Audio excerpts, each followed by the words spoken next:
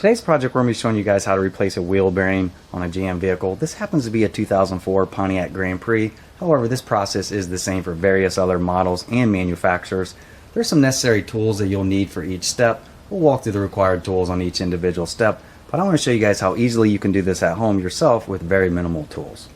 Alright, so to get things started here, if you're not sure if your wheel bearing is bad, 9 times out of 10 when one of these goes bad, when you're driving down the road, you'll hear it howling as the wheel rotates on the interstate. On this scenario here, it does that a little bit, but it also has a lot of movement here. So this is another way where you can tell that this hub and this wheel bearing is going bad. And typically on most cars nowadays, the wheel bearing and the hub is compressed together in one unit, so you replace the unit as one unit there. After you have the vehicle jacked up, obviously make sure you have some jack stands under there as well and some wheel chocks on your wheels. You can go ahead and remove the wheel.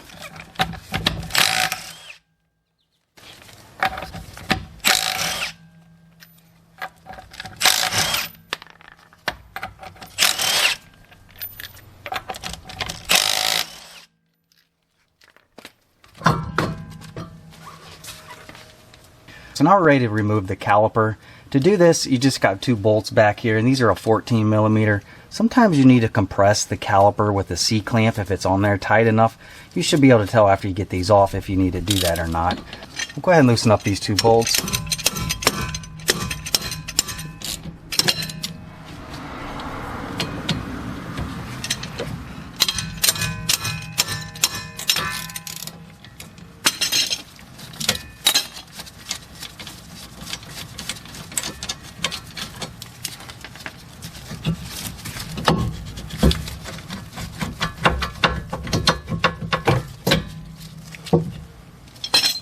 Then we'll take our caliper hanger here, we'll just clip it on here, and then we'll just hang it up here to get it out of the way. Next we're going to be removing this bracket here. To do that, there's just 2 13 millimeter bolts on the back.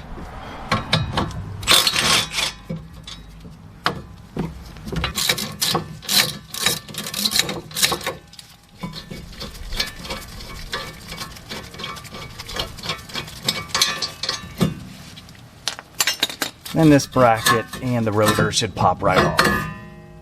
Alright, so now that we have the brakes out of the way, you can see this is the part that we're going to be replacing. Here's a new one here. And as you can see there's that movement that I was showing you earlier on the wheel. As you can see on our new one, it does not move at all. So you can tell 100% that is what's causing our issue.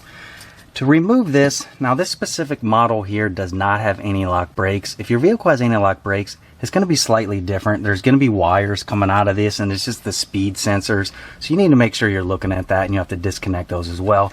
But on this one here, it does not have it, so we don't have to worry about. And also, this is the rear of the vehicle. If you're doing it on the front wheel drive vehicle, the process is a little bit different. Well, you have to remove the axle. If you guys watch my other video out there on removing a GM axle, I talk about removing the axle. If you follow that process to remove the axle and this process to remove the wheel hub, it's very similar, except the bolts here are on this side on a front wheel drive. The wheel bearing bolts are going to be on the back side, but the process is essentially the same. Alright, so to get these 4 bolts removed, it's just going to be a 10 millimeter. And you'll notice these little holes right here. You can use these to access those, or if you don't have those on your hub, a lot of times you can get an open end wrench or a pivoting socket in there, and you can access those bolts as well.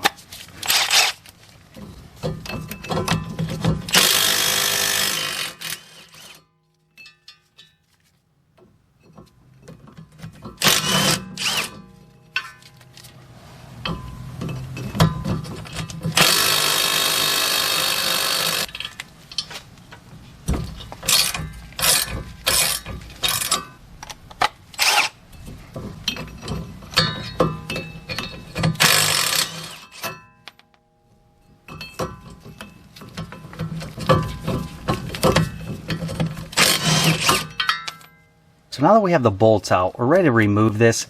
Just one note I'll make here real quick. If this is a front wheel drive vehicle, it's a little bit harder to remove it. A lot of times what I use is one of these slide hammers, and you can essentially put this on here, and you can use your slide hammer to pull it out of there. On this one here, because it's on the outside, it's exposed, and you're replacing this part anyways, a lot of times you can just get a hammer and bang on it right here, and this should pop right out.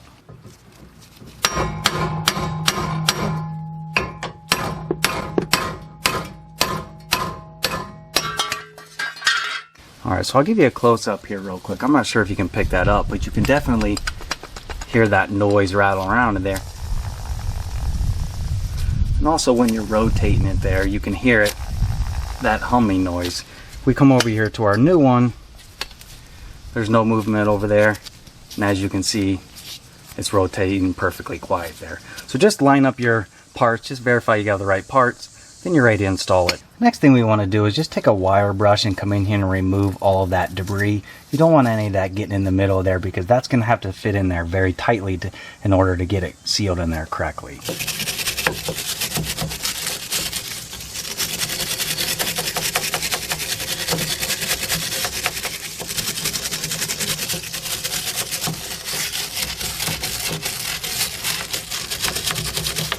And we'll go ahead and just wipe that clean in there.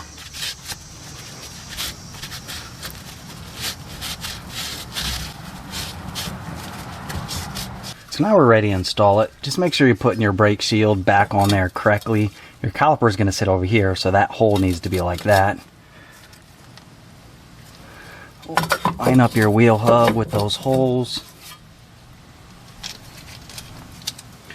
Then you're going to thread your bolts back in there. Now pay attention to the specific model you're doing. Sometimes they use torque to yield bolts on these. If you have torque to yield bolts on any of these parts, make sure you're replacing the bolt as well.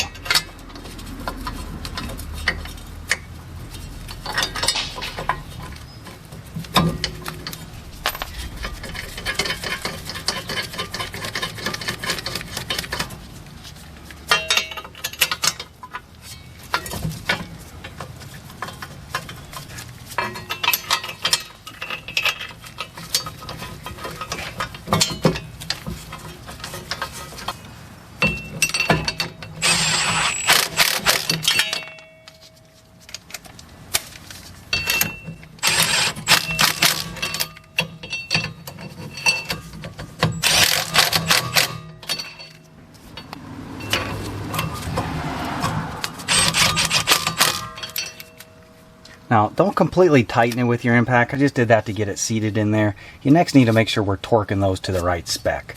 The torque here is going to be 55 foot-pounds.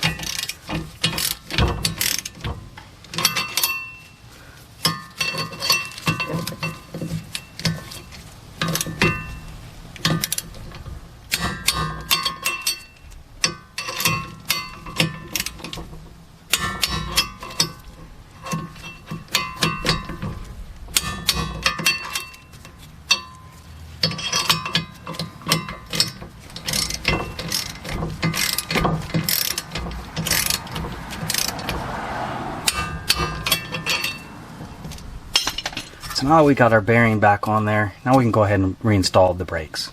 Alright, so we'll put our caliper and our bracket back up here. Now, if your brakes look like this, I recommend replacing them. You know, obviously you get these things taken apart. It's just as easy to put new ones on here versus use these old ones. I'll install these old ones here just to show you the process. So we get that lined up, then you're going to take your caliper bracket bolts, and you'll thread those in there. Then the torque on these is going to be 96 foot-pounds.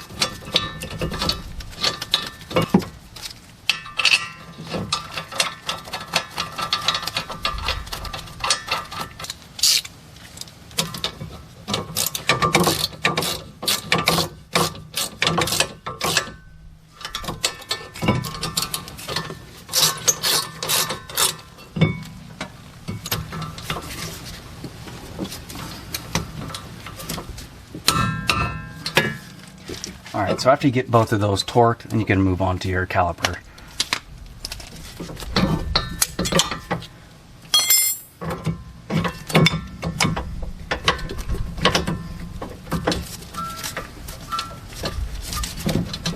Now this is where it would help if you did compress this caliper. It wouldn't go on as tight there. So, you know, just play that by ear. If you can't get in there, just compress the caliper a little bit. Eventually you'll get it in there.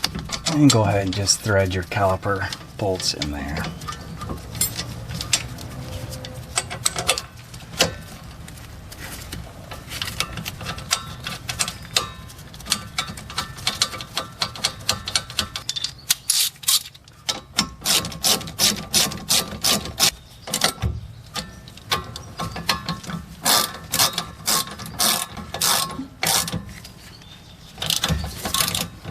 So then the torque on these last two bolts is just going to be 25 foot-pounds.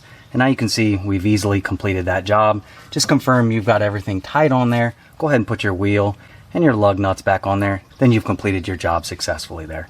So hopefully this helped you out here today. If it did, please give me the thumbs up. If you're interested in more content like this, please hit that subscribe. But again, I hope this helped you out, and thanks for watching.